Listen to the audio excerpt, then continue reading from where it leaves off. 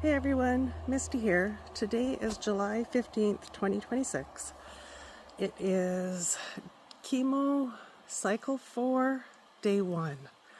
I haven't checked in many days. Oh, it's been a tough week. I spent most of the week in bed. I was having lower GI issues. But most of that is better now, so I'm up and at her a little bit. Although I don't feel that great. I have a bit of a cough and I'm winded really easily. And today was a big day already. I did an iron infusion again, and I did the chemo infusion. It's the last one of the Red Devils, so I'm excited to be done with that. Although the flip side to that is I'm nervous to start the next one because I don't know what the side effects will be. But this marks the halfway done. This hat is cute. It's a little bit tight and it keeps sliding up, so I tried stretching it and now I got a hole in it and it sits all goofy. If I tuck it in, it's fine until I wiggle it around and then it does it again. I've got it on both sides. I gotta sit down and fix it. It seems to be my most universal hat. Oh well, it doesn't look bad when I have it tucked in, but it's a high maintenance hat. I'm super thirsty and I really need chapstick, but I'm outside right now trying to do some watering. We will be getting together with family this weekend, so we won't be here to do these chores at home, so I'm trying to get some extra watering done and set up some systems to water for us for a little bit so we can go and see people. I do realize that I have to be careful for the first 3 or so days, or extra careful the first 3 or so days around other people, and keep my body fluids to myself, because it's not good for them to be exposed to it. And all the time I need to try to keep away from people that have colds or any kind of contagious sickness at all, I suppose. But it will be great to get together with them outside, and hopefully the weather is cooperative.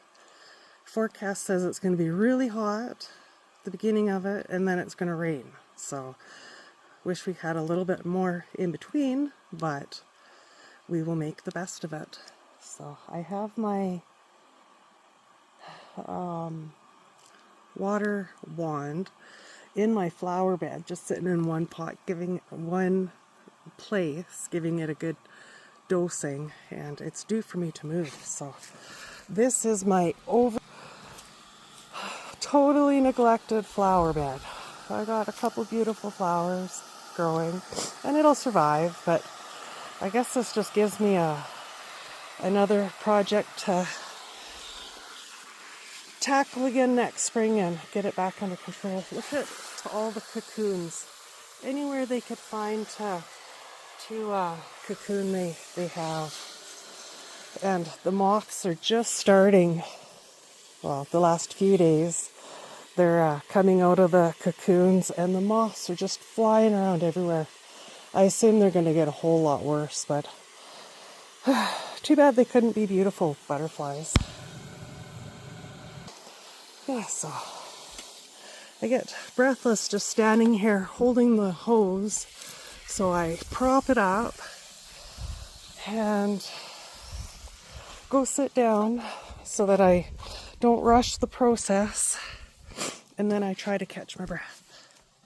Yeah, I don't know why I'm this extra winded right now, but it almost seems like all of a sudden I have allergies. Today at the cancer clinic, I think I went through 3 tissues, which is minimal because the tissues they have in there are like so thin you can't use them much. Since I've been outside, I think I've gone through 10, and it's only been 20 minutes. So it's almost like I have a bit of allergies going on, and it's not something that I've ever had before, but they do tell me that this chemo can do anything, pretty much you name it. It's a possibility that this chemo can trigger. It plays havoc on pretty much your whole system. So yeah, I guess I feel for Troy because he gets the allergy sniffles a lot, and man, it's annoying.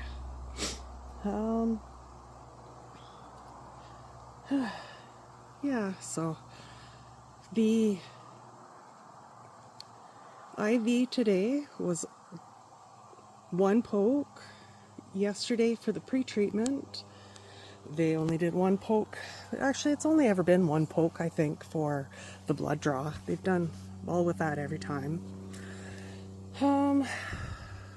Yesterday's pre-treatment lab results, my neuro-auto, which has to be above 1 so that they can administer the chemo infusion. That basically says your immune system, your white blood cells, a whole bunch of different things are strong enough to allow the treatment or to tolerate the treatment. I was at, I don't remember the exact numbers, but I think at one point I was 2.2 and the other time I was 2.4. I was all in that range. Oh. Motorbike going by. Sorry, that seems so loud when they go by. Yesterday's was 3.3.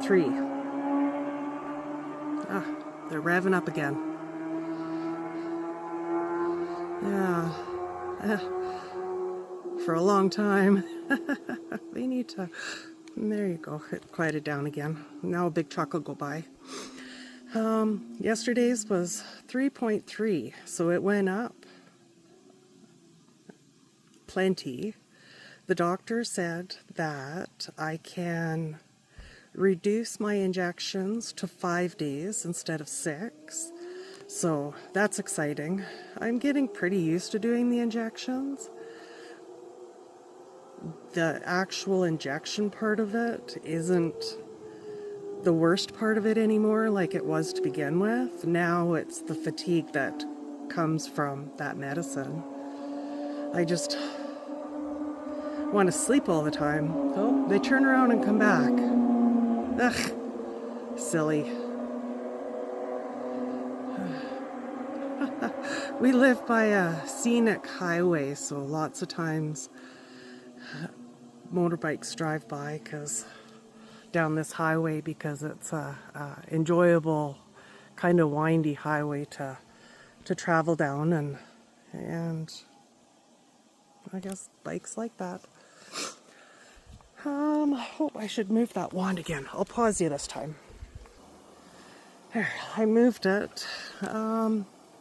So that was really good. I got to reduce the amount of injections I get. My hemoglobin dropped, my iron dropped, my iron stayed the same as before I had my 2 infusions. So they ordered 2 more infusions. One was today. This is a big truck going by. And then I have another infusion next week. Hopefully, that was pretty close. I wanted you to be able to hear me. Hopefully these 2 show at least some increase in iron. I believe they want bare minimum to be 20. I think this is what the nurse said to begin with. Ideally, they would like me at 50, and I'm at 5. So I guess 10 is really bad. So 5 is that much worse. So who knows? Maybe it's not this chemo treatments that are making me so fatigued. Maybe they add a little bit to it. It definitely could be a combination, but that depleted of iron is gotta be hard on my energy level.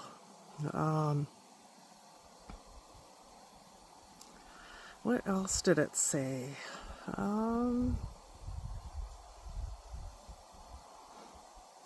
I can't remember anything significant. That was the main parts, the two most important parts.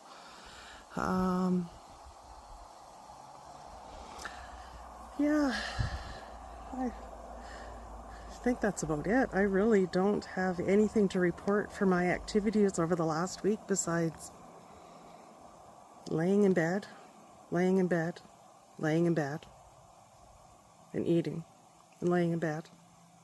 Trying to drink enough water. Yeah, that's about it. So I will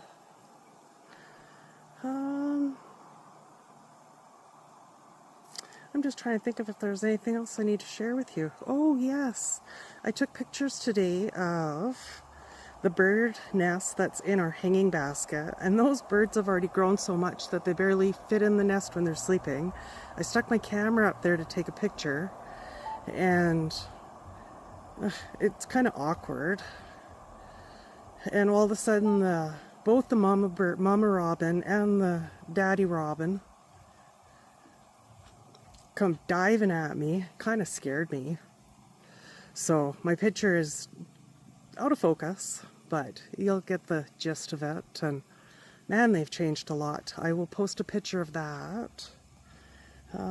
Actually, I'll do the eggs, the babies, and then where they're at now, just for how they progress. I wish I knew what day they were born, so I know what day they're gonna fledge. I really hope that the birds try to fledge the nest this weekend. Not that I don't like watching them, but they're so close to the house that our dog is going to be near them all the time, and unless I keep her in the house, she won't be nice to them at all. And it takes them more than a short time to I don't know how long it takes, if it's a day or a couple days or however long it is, but I do think when there's 4 birds in the nest, they don't all leave on the same day. So it would at least be, at minimum, a 2-day process. I'm kind of got my air back, so I'm moving the watering wand while I'm chatting with you. Yeah, I got so much clover growing in here, but there's pros and cons to it. I guess it helps with ground cover, so when the sun's beating down, it helps prevent some of the moisture from evaporating. But the flip side is, it also drinks some of the moisture out of the ground, so I don't know. But the sun baking down on it, we are starting to get leaves again, so they do get some of the afternoon shade, which is good. Yeah. Oh yeah, you can see the leaves right there. They look like spring leaves. They're small still. It's kind of neat that we got to go through the process of spring leaves twice this year. And that's my favorite because they're such a bright little green and so cute.